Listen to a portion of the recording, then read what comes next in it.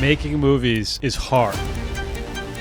As someone who played with Barbies, Here we celebrate. it's one of the best action sequences ever recorded. Turn the sound up and just blast the hair right off your nuts. What up, what up? What up, what up? Here we are. We're back, baby. We're back, baby. Movies are back. 2 dudes, 1 film. It's August. We're here to talk about Alien Romulus.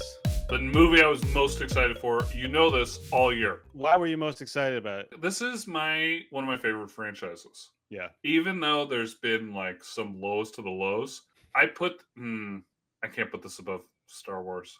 But like Terminator. I love Terminator 2 so much. It's one of my favorite movies of all time. Yeah. Alien has so many like quality ones, and I love the mythology. It's awesome. It's amazing. It sets up all-time banger directors. I didn't know Fede Alvarez. After I saw this, I went and watched Don't Breathe. I haven't seen it yet. I won't watch Evil Dead. I don't like scary movies, you know. Shout out to Fede Alvarez, who now I'm going to go back and watch. I've only seen a couple of his films. I haven't seen all of his films. I'm not going to spoil anything, but okay. There are certain kitchen appliances, definitely a turkey baster, you'll never look up the same again. If you know, you know. That's all I'll say.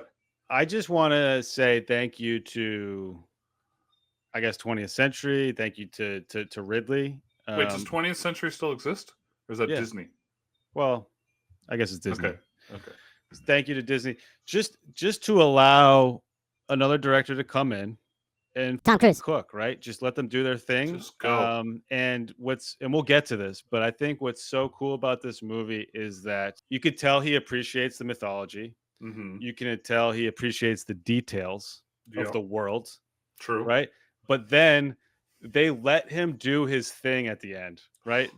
We'll get to it. There's just an absolutely bonkers third act. Let's get into it now. Let's get into it now. There's a bonkers third act of this film. Wait, full spoilers too. Spoiler. I mean, everyone knows. My mom knows. Spoiler alert. Yeah. And your mom. Does your mom watch this? She will if she can figure out how to get here. Yeah. Okay, good. Like and subscribe. So overall, you love this movie, as did I. We both love this movie. The beginning, the world building, getting sucked in, we're like, this is Tom Cruise awesome. And I think you hit a point in the middle where you're teetering. You're like, I wonder which direction this film is going to go. And then you hit this third act where our characters are at the end of their run. You know, they're trying to get to the elevator shaft. They're trying to get off the ship. And we go into this zero gravity, insane sequence, right? It's out of control. And it's so sweet. Then they get into the shaft, and then that sequence is out of control. Oh. And then they leave. And in that moment, you think to yourself, okay, that was crazy. That was awesome. If the movie were to end now, like, I had a satisfying, amazing, fun time, right? Yeah. And then, holy hell, right? Just worst birth scene ever. He's like, hang on a second. This is what we're talking about with allowing a director to come in and do their little special sauce, right? He comes in and he does his thing here. And he's like, forget chest bursting sequences. Been there, done that. He had a hell of a good one in this film too. Whoa, with the spaceship spiraling out of control, explosions, and somehow it makes it into that bay. I was just like, insane. And then you're like, okay, well now she's alive, but there's a Tom Cruise alien on the ship. I gotta say, I have to, of course, interrupt you. Sure, go. I, as you know, just hate scary movies. I don't like them. I don't like the way they make me feel. I don't watch them.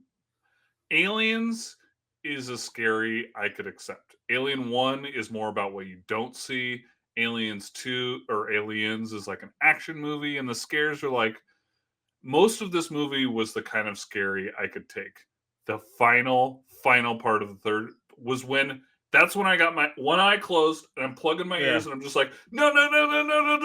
Like, that's when I know I don't enjoy that, but I had such a blast. I don't know. I mean, props to the team for creating that creature and the look of that creature. But that was one of when what's the android's name? It's Andy. When Andy's in the ship and he turns, there's this moment where the camera just sits on him. And it's in the background? It's not in the background yet. It's like he's looking at it. So the camera's looking at him and he's looking at the creature. But Fede chooses to stay on Andy for an extended period of time. So now the audience is building up and waiting for the camera to turn and look at what he's looking at. And we just stick with him. And then suddenly it turns and it reveals the creature for the first time. It is one of the scariest, most amazing theater moments I've personally ever experienced. Hearing the audience gasp in that moment. I squealed. I was like, ah! Like, I squealed. And then I know you're seeing it again tonight, but I've seen it twice. And then the second time, all I was thinking about the whole movie was I can't wait to get to that shot and hear, everyone react to it just because it's such a special moment. So yeah, he does this thing. There's a birth sequence that is out of this world. And then there's this final, it's like almost like a fourth act after the third act where, similar to Alien in a sense, right? Where you think it's over and then she's in the escape pod or whatever. And then the alien's in there with her. It's similar to all the I guess movies, all of them. really. Aliens too. Yeah. I just we'll talk about this later, but I rewatched a lot of them. But Aliens has the same thing. Right. Covenant has like a note for note, like blowing Resurrection, blowing one of these out of an airlock seems to be the only way to kill them. Yeah. Which we'll talk about. Well, I'll have a brief science corner. I guess I do have one thing because, anyways. Yeah. First of all, this movie does such a good job of connecting every Alien film somehow, right? Mm-hmm. And not in a forced way, because like even in that final moment, that creature goes up to its mother, right? The breastfeeding scene, and like tries to cuddle up a little bit. Yeah. I'm I'm not a resurrection guy, but it's still like a fun callback to the mother, relationship. And then you cut away, and then when you cut back, it sucked her dry. It literally sucked her dry. What a brutal, what a death, genius moment. And that girl had been through so much, and I thought she was a throwaway character. I thought she was going to die for sure. There's a couple badass characters. The girl with the chest bursting scene is really good. One of the better chest bursting scenes. She was a badass. The pregnant girl was a badass. The main character was a badass. The two guys were whatever. And then Andy was cool too. I mean, David Johnson. He's from Industry. David Johnson, man. Too. Yeah. How fun to play two roles like that. And then when the switch happens, just like in the water scene when he just grabs the first face hugger. Oh, that was badass. And he's back, and then throws it across the room. I was just like, but he's changed. Even his physical, I mean, not only like the stutter, but the way he physically carries himself. There's so good. The soundtrack is amazing, but in particular, one of my favorite moments is the music that plays when he is running to the ship as it's leaving, and he tries to stop the ship from leaving. It's just really cool. It's like a shift in tone for his character, and it's really fun. Another thing I loved about the first two acts are like a side-scrolling video game. The third act becomes like a 3D video game because not only when the gravity's off, and then she has to float through the acid, which is unreal. Then they got to go through the elevator shaft, and that's kind of three-dimensional. And then she's in the ship going down into the storage container. It's all like that's a cool observation. Yeah, I really liked how it switches from this like, I don't know, I love video games. The side scroller, like you go here and then here and then here. So like there's a lot of different dimensions. And when that elevator fell on all those aliens, even though it was a little quick, I was like, yeah, like that was awesome. Like when they're coming up the elevator shaft, all the aliens, or like when they first went to get the girl who was in the hive or whatever however you would describe it, and then they saw the aliens coming towards them. It was very similar to the shot in Aliens that James Cameron did when you see them all like running up the elevator shaft. Scary. I thought that was really cool. And I loved all the practical effects too. It just goes to show you can't go wrong with practicals. We're not the type of people that are like, practical effects are better than CGI, because it's always a mix. When it's done well, it's a mix of both, and I'm sure there's an amazing blend here. But they're also, to people who love practical effects, as we do, there's some amazing behind the scenes of like in the water when the face hugger like jumps at him in the air. That's them like doing that, and there's just funny outtakes of it failing spectacularly. I mean, that stuff just really. I mean, they have an animatronic version of the alien. They probably have a guy in the suit for the alien too. I don't know. I want to know how they did the creature at the end. It looks like a guy in a suit, maybe enhanced a little bit with CGI to make him look a little skinnier or something. That was Tom Cruise. unreal. Fede knows. Again, I haven't watched Evil Dead. I don't He knows particularly want body to. horror. And he knows, as a good horror movie should, I guess, tension. Like, it's Yeah. about what could happen. Like that facehugger scene, especially the one where they're crawling through and they can't panic or breathe. I was just like, anytime I'm literally biting my nails, or like when she's floating through the acid. I mean, the part when the aliens are coming and she's shooting them, it's badass. I mean, I loved it too. Right. You know, the testosterone in me was like, cool. But I almost loved more when she's floating through and then she has to shoot the gun to get away. Well, when you take on a movie that's had so many past iterations, you have to find new ways to do stuff, right? So like the face hugger scene, when they're trying to get through that space, we know about face huggers, but we didn't know this new information that they're attracted to heat, right? Because they don't have eyes. And that's something I never thought about in previous movies. So that's a fun like twist on something we're familiar with. And then the acid thing, I don't know if this has happened in a previous film, but I've always wanted to see some awful sequence where the acid like killed somebody like that. Oh, it was gruesome. And that was so brutal, and to hear the audience react to that. But then to turn acid on its head for the gravity scene and have them float through it. I mean, just the fact that she decides to go back for Andy, I was like, are you Tom Cruise. kidding me? Like, you're dead, lady. There were just a million aliens down there. It's all pretty terrifying. I thought that facehugger scene, though, when they're walking, was one of the better facehugger tension scenes I'd seen in an Aliens movie. It doesn't beat Sigourney Weaver and Newt in Aliens. Nothing will. When they're in that room, locked in. The room, also, like, the greatest shot for me in alien history is when the alien's coming out of the water behind Newt, you know, down. Yeah. This is the sequence in the film we debate. What was the one sequence in Alien Romulus that knocked your socks off, George? Go. Okay. I know what yours is going to be. Well, both of us, can we agree, our number one knocked our socks off was the last, like, 15 minutes. That's number one. Let's debate number two. Number two, here's what I'm going to say. I think when it starts bursting out of her chest and that plane is crashing, it hits the fuel thing, knocking everything off of orbit, and then it lands in the hangar bay. I was just like, unreal action. This is unreal horror. This is like thriller, like all of these genres at once. It blew me away. And then they live, and you know that there's an alien on the ship. I was just like, no! You have so many pieces going on. You have people still on the ship. You have people on the smaller ship that's now going away. You have the chest bursting sequence. And then on top of that, having seen it twice now, I'm like looking at things. I'm looking like the lighting and stuff. For the people that are back on the main big whatever that is. Oh, the lights are going through, right? You see the lights going through the hallway as the ship is flying by. I noticed that. It's just a genius level of little details connecting all of the pieces together, you know? And I was like, knowing we were 40 minutes in, well, I know there's going to be an alien in this movie. So where do they go? Like, this ship are they going to die right now? With I thought they were going to die with that alien. And I was like, well, that's way to kill off 3 characters quickly. So that was my number 2 for sure. And number 3, which we already talked about, was just because of my aversion to horror, them walking through the hallway with the facehuggers was just next level. And then they see those dead bodies with like the brain rotted out, and she's scared. That blew me away.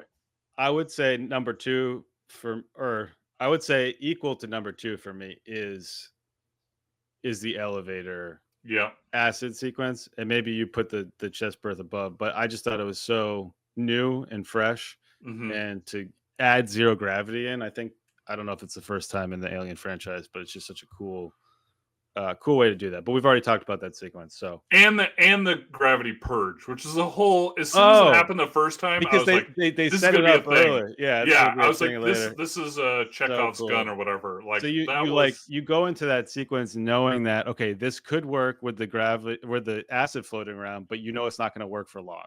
Right. And then when the alien catches her with its tail, it's like, oh no! Yeah. That's the thing about the movie, is it does such a good job of saying we have a ticking clock. Like when they first get to the ship, it's like we have 36 hours or whatever it is. And you're like, okay, the ticking clock has started. But then once things get crazy, the course of the ship or that thing that they're on shifts a little bit, and it's like, okay, we don't have 36 hours anymore. We have like 60 minutes, right? Yeah, of And like then real time. when Yeah, you're hitting that last act, it becomes real time, right? A yeah. ticking clock, real time. We have literally 20 minutes to get off of this thing before it's over, and I love how that shifted. It was really All good. right. And by the way, did you notice that the alien that catches her? I assume you caught this. The alien that catches her in the alien shaft is the one that erupted on the ship because it had a scar on it from when he put the cattle prod in there. Oh, Okay, so that was the main alien that caught her. Yeah, yeah, yeah. yeah, and then there's a bunch of other aliens that get crushed by the That's elevator. been there. They've been there for a long time. But Yeah, that was the main alien from the yeah for yes, sure. Yeah, because of the scar. it was Man, cool. that alien looks so cool. So cool. I wrote a couple down. I couldn't just pick one. So the first shot I just want to say is this kind of goes back to you when you were talking about the world building and how it kind of felt like Andor in a sense, because Andor did such a good job of world building. I loved that transition of her waking up, and then they had like that amazing shot of the window with the rain hitting it. Yeah, And it kind of showed you the outside world for the first time, like the mining colony. with And no sun. there's this iconic shot when Rain in the third act at the elevator shaft when she goes back for Andy and she lifts up the door of the elevator shaft, right? Uh-huh. She like pushes it up like this, and she's got the gun in one hand, and and it's Call got back to the Ripley. wind blowing up. It's just like Yeah. a beautiful callback to Ripley. The very opening of the film, we haven't talked about this at all. The silence when the shot is just floating in towards that ship. Yeah. And then right when it hits that window, and it just hard cuts to the computers and the sound, like the super loud sound of the computers turning on and the atmosphere of that space. I know that's kind of like a mix of the shot and the sound and all that. Holy crap. You and I both love this franchise. And to come in hot like that, just nail it tonally and visually and with the sounds, you're like, okay, I don't have to worry about anything. They know what's going on. Yeah. How'd you like, speaking of sound, I also loved when the airlock blows at the end and the sound cuts off and you only hear what's in her helmet. You're just like, oh, fuck yeah. Like when people know how to use the fact that there is no sound in space effectively and to mix that into like loudness and then to quietness and how to make that work, it's just always the best. I love you with all my heart, but there's only one answer to this. Okay. It's acid. It's It's the only one. I mean, the chest burster is incredible. Like the way the boyfriend dies is just whatever. Not the breastfeeding. You don't really see it. You just see the after effects. Fair. The acid death is like what we've been waiting for 9 movies. Yeah. Maybe it's been in some of the AVPs. I don't know. But the acid death was incredible. And at first it's slow and you think he's going to roll away. Nope.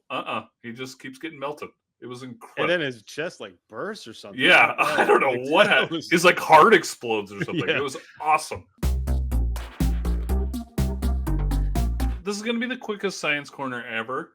Okay. And this is more for Weyland Yukutani, who everyone else in these movies who, except for Ripley, maybe this is Ripley too, who encounters aliens, it's the first time, right? They don't know what they're facing. Yeah. Weyland has been studying this animal. They know about it. They know it's got acid for blood. Do you know how to quickly neutralize an acid? Do I personally? Yeah.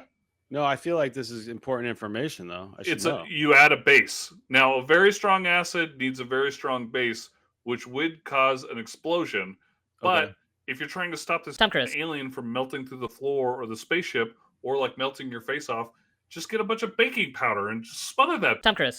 And I wonder if that would kill the aliens too. Like, why has no one in this universe thought of that? So there's no baking soda in the future. I guess not, or no strong bases. You know, like you just need something with a crazy high pH. Do we think the cousin had a strong base in his chest, and that's why that exploded? You know what? He could have been a baker on the planet, and that's what happened. Yeah. He had all this stuff. A little explosion there. A little explosion. Yeah. We have a fan question, which is exciting. Who are they from? Who's it from? Well, the one question is from me. Okay. The fan question is from Phil. Oh, Phil. Okay. Thank you, Phil, for Dr. Phil. It's not from Dr. Phil. You're the only doctor here. That's right, Mr. Doctor, to you. Phil wants to know if you were living at your current age in Alien, so we'll say at the time of Romulus, okay, what profession would you want to do? And I thought this was kind of interesting because think about the professions of the main characters in each film. But let's think okay, about the first movie. Like those guys are basically space truckers, yeah, uh-huh, right? yep, Okay. And in Alien Romulus, we're dealing with a bunch of kids who miners, are minors. Like that's awful. not a good life. Have we ever got to experience that wasn't Wayland Yukatani any other profession in the alien and Marines besides like Marines and Wayland and Here's what I have we want to do, and seen we'll talk anything? about this during the Slop 10. Okay. I would want to be an explorer Yeah. in the Alien Covenant universe. And I would be the first one, apparently, in the entire universe to make good decisions. Like, hey, let's not go explore that planet. Hey, let's not take our helmets off. Hey, let's just bail and go to our original destination. That would be my job. So you'd be into the going away for years and never seeing your family again type No, of no, thing? no. The families always get to go. I don't know when's the last time you saw Covenant, but they ship the families together. Okay. And I would also want to be the one in the little cryopod who like never wakes up and has to.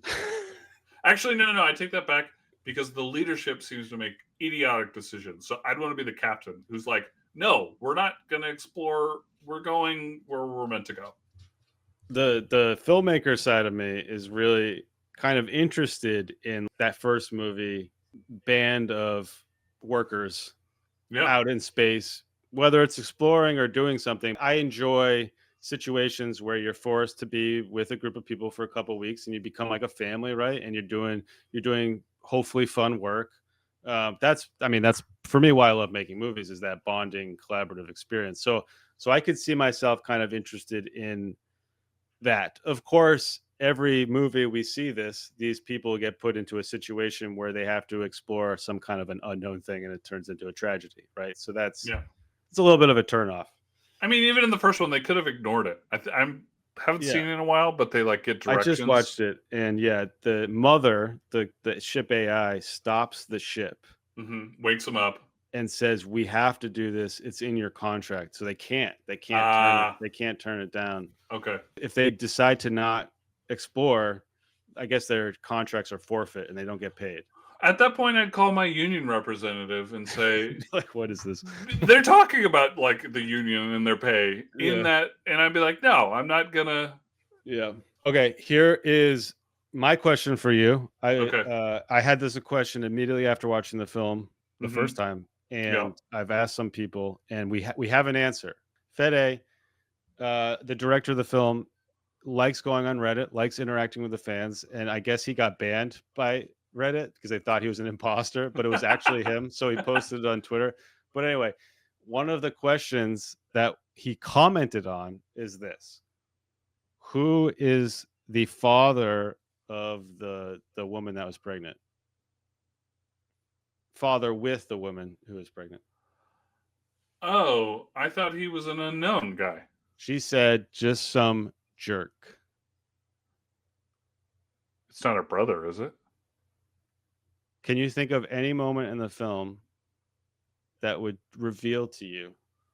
There's one specific moment that if you like, and you're going to see it tonight when you go. But I saw this moment in the film and I was like, holy shit, that was a weird moment.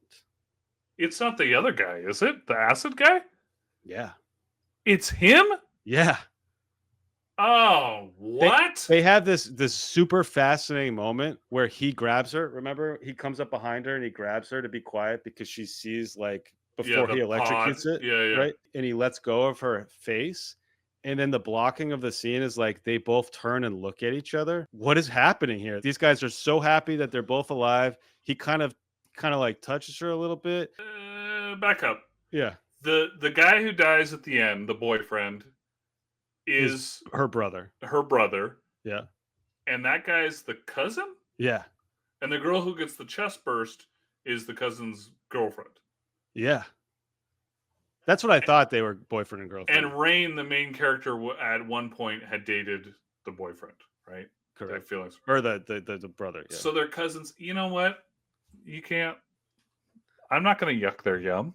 No, I'm not going to yuck it either, because we saw it the first time. We're like, could he really be the jerk? Because he is a jerk Oh in the my movie. God, he is. And then the second time we saw it, we're like, man, that moment is just so fascinating. Like, it's kind of weird. Wow. Spoiler alert. So then he responded on Reddit to the person that said, did anyone else think this moment was weird? I think the cousin might be the father. And he's like, yes, that's it. Great observation. And he responded to it. So ding, ding, ding.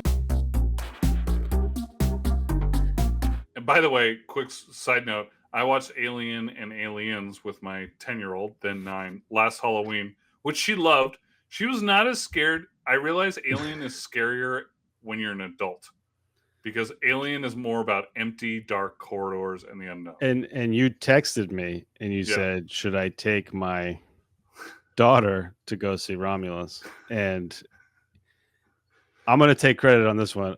I said no way. And thank God I did it. Ranking D-Bone and Slop's top 10, the number one movie, in my opinion, and this is different from when I was a kid, is Alien, the original. It's my favorite. It's been such a back and forth for me between the first and second movie. But I guess you have to give the edge to the first movie for what it pulled off. They're two, it's apples and oranges. One is a horror movie and one is a like military action movie. Number one is just so effective. It's so scary, and the alien's not even in it that much. The first like 30 minutes of that movie, there are just moments that are mind-blowing. Like, how did you pull this off? Even when they're waking them up and it's just showing long corridors of the spaceship where you know there's no alien in there yet, but it makes you feel like there could be scary shit everywhere. The movie is both claustrophobic, but also at the same time, this spaceship is ginormous. Totally. And this thing could be everywhere. And when that captain dies, like when he turns and the alien's right there in that like vent shaft. I remember my dad showed this to me when I was way too young. That scared the Tom Cruise out of me. Like just destroyed me. So that's number one. Right behind it is Aliens. Right behind. Is so iconic and has, in my opinion, I like some of the characters. The late Bill Paxton is just a gold mine. We've talked before about Paul Reiser's like scumminess. It's so good. So good. Michael Biehn. Oh my God, Michael Biehn. Legend. The legend. I went to Comic-Con this year and the blonde guy, he's like the tough Marine. Oh, he was there, right? Yeah. He was there. And he's been in a lot of good movies. He was a really nice guy. I forget his name. Okay. What is number 3 for you? I know my answer. I have it written down. Well, I feel like you're going to disagree with me here, but I'm actually going to put Romulus 3. Woo! We agree, baby! Yeah! We agree! My number 4, I'll tell you now, is Prometheus, and I gotta say, on rewatching that, I don't know, over time. Prometheus is, here's the thing, if you watch it not as an alien movie, it's a really good movie. It's really good. I really like Prometheus, and for me as well, it would be number 4. Okay. What's your number 5? Okay, so the options we have left are Covenant, Alien 3, Resurrection, and that's it. And the 2 AVPs. Yeah. Okay. So I've heard recently that there is a director's cut of Alien 3. And I want to know if I watched that version when I watched it or if I had watched the original. Because when I watched the original, I was so upset about them killing Newt and them killing Michael Bihn's character. Then I really had trouble like watching the rest of that movie. So I would say right now, I would say Covenant. Okay. And then I would go Alien 3, and then I would go Resurrection. Oh, Tom Cruise. We have the same list, and then AVP 1 and AVP 2. But I cheated because this was a top 10. Okay. So right between Prometheus and Covenant, I'm going to put Predator 2, because when Danny Glover is in the trophy room at the end, there is an alien skull. So I'm just saying, I love Predator 2, even though people hate it. And here's another thing I want to say. I rewatched Covenant. The first 50 minutes of Covenant is a 5-star movie.